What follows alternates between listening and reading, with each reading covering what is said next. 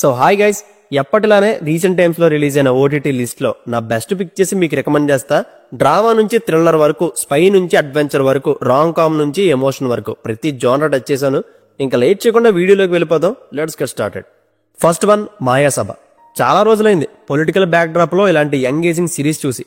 దేవకట్ట గారు ఇరగదీశారు. Complicated and solid writing ఇది. ఎన్నాళ్ళు ఈ కథను డెవలప్ చేశారో, ఎంత రీసెర్చ్ చేశారో తెలియదు కానీ రిలీజియన్, క్యాస్ట్ సిస్టమ్, ఉన్నోడు లేనోడు, నక్సల్స్, పొలిటికల్ స్ట్రాటజీస్, రైవల్రీ, ఇలా రాజకీయం తాలూకు ప్రతి లేయర్ ని టచ్ చేసుకుంటూ వెళ్లారు. ఫస్ట్ ఎపిసోడ్ లో ఎక్కడో 2 ఫిక్షనల్ విలేజెస్, అందులో రియల్ క్యారెక్టర్స్ బేస్ చేసుకుని చూపించిన 2 fictional characters Naidu and Reddy అనే వ్యక్తుల 2 డిఫరెంట్ స్టోరీస్ ని సైమల్టేనియస్ గా స్క్రీన్ ప్లేతో తీసుకెళ్తూ త్రిబులర్ మూవీలో చరణ్ అండ్ ఎన్టీఆర్ లాగా ఒక సిచ్యువేషన్ లో వీరిద్దరిని కలపడం, ప్రజలకు మంచి చేయాలనే ఆలోచనతో మొదలుపెట్టిన వీళ్ళ రాజకీయ ప్రయాణం లాస్ట్ ఎపిసోడ్ లో ఒక రైవల్రీ స్టేజ్ లో ఎండ్ అవడం సరైన క్లిఫ్ హ్యాంగర్. కథలో చాలా లేయర్స్ ఉంటాయి, క్యారెక్టర్స్ ఉంటాయి. మొత్తం కథ అంతా కాస్ట్ బేస్ మీద వెళ్తది. మీరు ఇందులో ఏ క్యారెక్టర్ చూసినా మన కోల్పోడు అనే పర్స్పెక్టివే కనబడుతుంది. నిజంగా దేవకట్ట గారు రైటింగ్ వైజ్ చాలా కష్టపడ్డారు అనిపించింది. స్క్రీన్ ప్లే కూడా ర్యాసీగా రాసుకున్నారు. అండ్ ఇందులో చాలా పాయింట్స్ ని మరీ డీటెయిలింగ్ తో చూపించకుండా జస్ట్ డైలాగ్స్ తోనే దాన్ని కంక్లూడ్ చేయడం pure writing brilliance. And drawbacks అవి పక్కన పెడితే డెఫినెట్ గా వాచబుల్ సిరీస్ ఇది. అడల్ట్ స్టఫ్ ఏ ఉండదు, బట్ బూతులు మాత్రం బాగానే ఉంటాయి. ప్రెజెంట్ సోనీ లీవ్ లో స్ట్రీమ్ అవుతుంది. Number 2, Oho Enthan baby. Vishnu Vishal extended cameo చేసిన ఈ coming age love story recent గానే నెట్ఫ్లిక్స్ లో తెలుగు రిలీజ్ అయింది. దీని మీద అలాంటి ఎక్స్పెక్టేషన్స్ లేకపోవడం వల్లేమో చూస్తున్నంతసేపు 2 అవర్స్ ఈజీగానే గడిచిపోయింది. అండ్ లవర్స్ మధ్య ఈగో క్లాష్లు, మిస్అండర్స్టాండింగ్స్ ఇవన్నీ కామనే, కానీ వాటిని తలకి ఎక్కించుకోకుండా ఎంత ఈజీగా తీసుకుని ముందుకెళ్తే ఆ రిలేషన్ అంత స్ట్రాంగ్ గా ఉంటుందని ఈ సినిమా ద్వారా చెప్పాలనుకున్న ఫైనల్ వెర్డిక్ట్. యంగర్ జనరేషన్ అయితే బాగా రిలేట్ చేసుకునే స్టోరీ ఇది. రిలేషన్ లో ఉన్న వాళ్ళు అయితే ఇంకా బాగా కనెక్ట్ అవుతారు. ఇంటర్వెల్ వచ్చే కాన్ఫ్లిక్ట్ పాయింట్ మంచిగా రాసుకున్నారు. ఇది కేవలం లవ్ స్టోరీయే కాదు, ఎదిగే పిల్లల ముందు తల్లిదండ్రులు ఎలా నడుచుకోకూడదో ఇందులో హీరో ఫాదర్ రోల్ చూసి నేర్చుకోవచ్చు. అండ్ హీరోయిన్ సైడ్ కూడా ఎమోషన్ యాంగిల్ వర్క్ అవుద్ది. సో ఫస్ట్ హాఫ్ అయితే చాలా నీట్ గా వెళ్ళిపోయింది, బట్ సెకండ్ హాఫ్ అంత ఇన్వాల్వ్ చేయలేదు. అండ్ దానివల్ల ఒక హాఫ్ బేక్డ్ ప్రొడక్ట్ లో అయిపోయింది. కానీ లీడ్ యాక్టింగ్ బాగుంటది, అందుకే ఒకసారి వితౌట్ ఎక్స్పెక్టేషన్స్ తో చూసేయచ్చు. ఇంకా లిప్ లాక్ సీన్స్ అయితే బాగానే ఉంటాయి. Watch it individual. Present Netflix లో తెలుగులో స్ట్రీమ్ అవుతుంది. నెంబర్ 3, అరేబియా కడలి. తండ్రి మూవీ చూసేయడం వల్లేమో ఈ సిరీస్ మీద పెద్ద ఇంట్రెస్ట్ లేదు. ఎందుకంటే ఇవి 2 ఒకే కథ. అంటే శ్రీకాకుళం మత్స్యకారులు పాకిస్తాన్ నేవీకి దొరికిపోయి పాకిస్తాన్ జైల్లో ఉండడం, కొన్ని పోరాటాల తర్వాత తిరిగి వాళ్ళ ఇళ్ళకి రావడం అని ఈ ప్లాట్ మీదే ఈ రెండింటిని డెవలప్ చేసుకున్నారు. ఈ రెండిట్లోనూ సినిమాటిక్ లిబర్టీస్ బాగానే ఉంటాయి. కాకపోతే తండేల్లో లవ్ స్టోరీ మీద ఎక్కువ ఫోకస్ పెడితే ఇందులో లవ్ స్టోరీతో పాటు మత్స్యకారుల కష్టాలు, దానికి సొల్యూషన్, ఇలా కొన్ని రియాలిటీకి దగ్గరగా ఉన్న ఇన్సిడెంట్ ని టచ్ చేస్తూ నెరేట్ చేయడం వల్ల అథెంటిక్ ఫీల్ వచ్చింది. అండ్ ఎమోషనల్ యాంగిల్ ఎక్కువ ఎక్స్ప్లోర్ చేసే స్కోప్ దొరికింది వీళ్ళకి. అండ్ డీటెయిలింగ్ కూడా ఇంకా డీప్ గా చూపించడం ట్రై చేశారు. Overall it's easy to watch series. Satyadev and Anandhi roles చాలా బాగా కనెక్ట్ అవుతాయి. ఇద్దరిది మంచి న్యాచురల్ పర్ఫార్మెన్స్. సపోర్టింగ్ రోల్ చేసిన వంశీకృష్ణ క్యారెక్టర్ చిన్నదే అయినా నాకు బాగా నచ్చింది.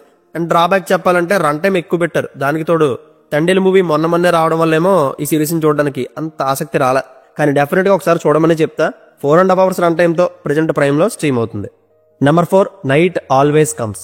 హీరోయిన్ సెంట్రిక్ థ్రిల్లర్స్ అనేవి చాలా రేర్ గా వస్తుంటాయి. వచ్చినప్పుడే చూసేది. ఇది నేను వావ్ ఎక్స్ట్రాడినరీ అని చెప్పను కానీ ఖచ్చితంగా మీ టైం అయితే వేస్ట్ చేయదు. ఫస్ట్ 15 minutes, లాస్ట్ 15 minutes కాస్త లైట్ తీసుకుంటే మిగతా పార్ట్ అంతా మిమ్మల్ని అలా కూర్చోబెడతది. అవి కూడా స్టోరీని బిల్డ్ చేసుకోవడానికి, చివరిలో ఎమోషనల్ పాయింట్ ఎండ్ చేయడానికి టైం తీసుకున్నారు అంతే. ప్లాట్ చూస్తే ఉమెన్ తన హౌస్ ని కాపాడుకోవడం కోసం $25,000 కావాల్సి వస్తుంది. ఆ డబ్బుని జస్ట్ ఒక్క రోజులో సంపాదించాలి. తెలిసిన వాళ్ళని, తనకి ఇవ్వాల్సిన వాళ్ళని డబ్బులు అడుగుతుంది. కానీ అందరూ సారీ చెప్పి చిల్లర చేతిలో పెట్టి వెళ్ళిపోతుంటారు. ఇంకా తన మైండ్ కంట్రోల్ తప్పి ఒక తప్పు చేస్తుంది. అక్కడి నుంచి తన లైఫ్ 1 night లో ఎన్ని కష్టాలు చూసింది, ఫైనల్ గా ఆ $25,000 సంపాదించింది అనేదే మూవీ ప్లాట్. ప్రెజెంటేషన్ చాలా రియల్ గా ఉంటది. కథలో నెక్స్ట్ ఏం జరుగుతుందని ఒక సస్పెన్స్ ని బాగా బిల్డ్ చేసుకుంటూ వెళ్లారు. చెప్పాల్సింది క్రిస్ప్ గా చెప్పేశారు. అన్నెసెసరీ డ్రాగ్ అయితే చేయలేదు. ఎండ్ క్రెడిట్స్ తీసేస్తే 105 minutes రన్ టైం ఉంటది. Watch it individual. తెలుగులో ఉంది, నెట్ఫ్లిక్స్ లో స్ట్రీమ్ అవుతుంది.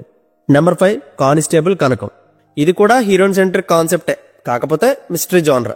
ఫ్రెండ్షిప్ అనే కోర్ ఎమోషన్ ఈ కథకి సెంటర్. తక్కువ బడ్జెట్ లో మంచి కాస్టింగ్ తో విలేజ్ బ్యాక్ డ్రాప్ లో జరిగే చావులు, చేతబళ్ళు, అమ్మాయిలు మిస్సింగ్ అనే సస్పెన్సిబుల్ ఎలిమెంట్స్ ని యాడ్ చేసి 3 hours రన్ టైం తో బాగానే కూర్చోబెట్టారు. కథ కొంచెం ప్రెడిక్టబుల్ గా ఉన్నా కూడా ఫ్యామిలీతో కలిసి ఒక క్రైమ్ మిస్టరీ చూడాలనుకుంటే ఇది డెఫినెట్ గా పిక్ చేసుకోవచ్చు. అందులోనూ కాస్టింగ్ కూడా మనకు బాగా తెలిసిన ఫేస్లేమో కాబట్టి ఇంట్రెస్ట్ ఇంకా ఎక్కువ ఉంటది. అండ్ పల్లెటూరులో జరిగిన ఇన్వెస్టిగేషన్లు అంటేనే తెలియకుండా నా ప్రపంచంలో తీసుకెళ్లిపోతాయి. ఇందులో స్టార్టింగ్ సీన్ నుంచే ఆ సెటప్ బిల్డ్ చేసుకున్నారు. తర్వాత మెల్లిగా కథలో ఎంటర్ అవడానికి టైం తీసుకున్న లాస్ట్ 3 episodes ఎంగేజింగ్ నెరేషన్ ఉంటది. సెకండ్ పార్ట్ కి ఇచ్చిన లీడ్ బాగుంటది. వీడేనా విలన్ అనుకునే లోపే మంచి ట్విస్ట్ తో ఎండ్ చేస్తారు. అండ్ ఈ సిరీస్ కి బిగ్గెస్ట్ ప్లస్ ఏంటంటే బ్యాక్గ్రౌండ్ స్కోర్. హెడ్ ఫోన్స్ లో పెట్టుకుని సిరీస్ చూడండి, ఒక థ్రిల్లింగ్ వైబ్ ని సెట్ చేయడం మాత్రం పక్కా. మరీ ఎక్కువ కమర్షియల్ ఎలిమెంట్స్ ఏం పెట్టకుండా సాధ్యమైనంత వరకు రియలిస్టిక్ వరల్డ్ లో ఉంచడానికి ట్రై చేశారు. అడల్ట్ కంటెంట్ ఏమి ఉండదో ప్రెజెంట్ ఈటీవీ విన్ లో స్ట్రీమ్ అవుతుంది. Number 6 Tehran. Iran versus Israel మధ్య ఉన్న కక్షలో ఇండియాలో ఒక విధ్వంసం చేసే సిచ్యువేషన్ తీసుకొస్తుంది.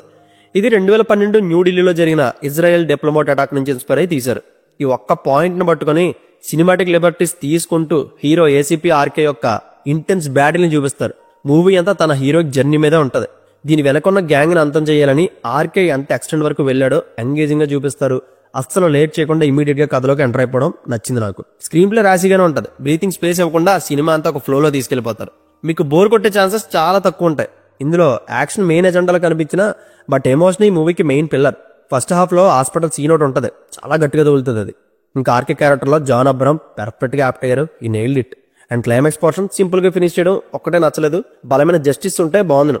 ఎనీవేస్ అడల్ట్ స్టఫ్ ఏ ఉండదు కానీ వైలెన్స్ ఉంటది, కానీ తెలుగులో లేదు. ప్రెజెంట్ G5 లో స్ట్రీమ్ అవుతుంది. నెంబర్ 7 సారే జహాసే అచ్చా.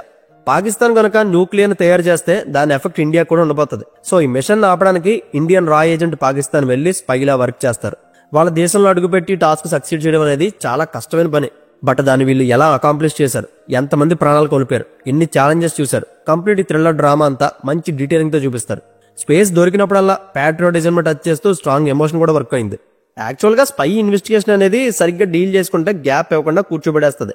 ఈ సిరీస్ ద్వారా నేను అది ఎక్స్పీరియన్స్ చేశా. ఇనీషియల్ స్టేజ్ నుంచే కథలో ఇన్వాల్వ్ చేసింది. అందులోనూ ప్రతీక్ గాంధీ మెయిన్ లీడ్ ఏమో. ఇలాంటి జానర్స్ లో ఆయన పర్ఫెక్ట్ కాస్టింగ్. ఆయనే కాదు, ఈ సిరీస్ లో ప్రతి ఒక్కరి పెర్ఫార్మెన్స్ చాలా రియల్ ఎమోషన్ తో ఉంటది. క్లైమాక్స్ పాయింట్ రీచ్ అవడానికి స్టోరీలో చాలా లేయర్స్ ఉంటాయి. స్టిక్ చూడకపోతే మాత్రం ఏం అర్థం కాదు. పాకిస్తాన్ ISIకి ఇండియన్ రాకి మధ్య జరిగే ఇంటెన్స్ బ్యాటిల్ ఇది. ఒక క్యాట్ అండ్ మౌస్ గేమ్ లాగా డిఫెండ్ అండ్ ఫైట్ బేసిస్ మీద ఉంటుంది. డెఫినెట్ గా worth watch series. 4th episode starting లో చిన్న అడల్ట్ కంటెంట్ ఉంటుంది. Total 6 episodes with 4 hours run time తో నెట్ఫ్లిక్స్ లో తెలుగులో స్ట్రీమ్ అవుతుంది. అండ్ వీటితో పాటు జురాసిక్ వరల్డ్ రీబర్త్ కూడా చూసేయండి. ఫ్రాంచైజీ పేరుతో స్టోరీ లేకపోయినా ఏదో ఇరికించి దొబ్బి ఒక విజువల్ ఎక్స్పీరియన్స్ ఇస్తే చాలు డైనోసార్ ఫ్యాన్స్ చూసేస్తారని ఈ వరల్డ్ ని ఎక్స్టెండ్ చేసుకుంటూ వెళ్తున్నారు. అడ్వెంచర్ జోనర్ కాబట్టి ఆబ్వియస్లీ కొంచెం ఎక్సైట్మెంట్ ఉంటుంది. బికాస్ ఆఫ్ డైనోసార్స్ అంటే అదో నాస్టాలజియా మూమెంట్ కాబట్టి వదలాలనిపించదు. ఫస్ట్ 20 minutes భరిస్తే నెక్స్ట్ మినిట్ నుంచి ప్రతి 50 minutes ఒకసారి యాక్షన్ సీక్వెన్స్ అనో డైనోసార్స్ చేజింగ్ అనో ఏదో ఒక ఎలిమెంట్ యాడ్ చేసి బోర్ కొట్టకుండా తీసుకెళ్తారు. సాధ్యమైనంత వరకు హై క్వాలిటీలో చూడడానికి ప్రిఫర్ చేయండి. ఎందుకంటే మోర్ దెన్ స్టోరీ కన్నా విజువల్స్ కోసమే ఇది ప్రిపేర్ చేశారు. స్టోరీ చాలా సింపుల్. లార్జెస్ట్ సర్వైవింగ్ డైనోసార్స్ యొక్క DNA కావాలని ఆ ఉండే ప్లేస్ కి లీడ్ టీం వెళ్తుంది. వాటి బ్లడ్ ని తీసుకుని రావడమే వీళ్ళ మిషన్. ఛాలెంజెస్, సాక్రిఫైసెస్ ఇవన్నీ దాటి ఆ శాంపిల్స్ ని వీళ్ళు ఎలా తీసుకొచ్చారనేదే ప్లాట్. సినిమా అంతా డైనోసార్సే ఉంటాయి. గాల్లో ఎగిరేవి, నీటిలో వెళ్లేవి, నేల మీద జీవించేవి అన్ని కవర్ చేశారు. మరి వావ్ అనిపించేంత యాక్షన్ ఉండదు, కానీ ఆ ప్రపంచంలోకి అయితే మిమ్మల్ని తీసుకెళ్తుంది. ఒక్క లిప్ లాక్ సీన్ కూడా ఉండదు. హ్యాపీగా ఒకసారి కుటుంబ సమేతంగా చూసేయండి. ప్రెజెంట్ ప్రైమ్ లో రెంట్కి స్ట్రీమ్ అవుతుంది, తెలుగులో ఉంది. And that's it guys. ఇప్పుడే వీటిని మీ వాచ్ లిస్ట్ లో పెట్టేసుకోండి. కంటెంట్ నచ్చితే లైక్ చేయండి. మరిన్ని ప్రామిసింగ్ సజెషన్స్ తో మళ్ళీ కలుద్దాం. Take care friends and thank you.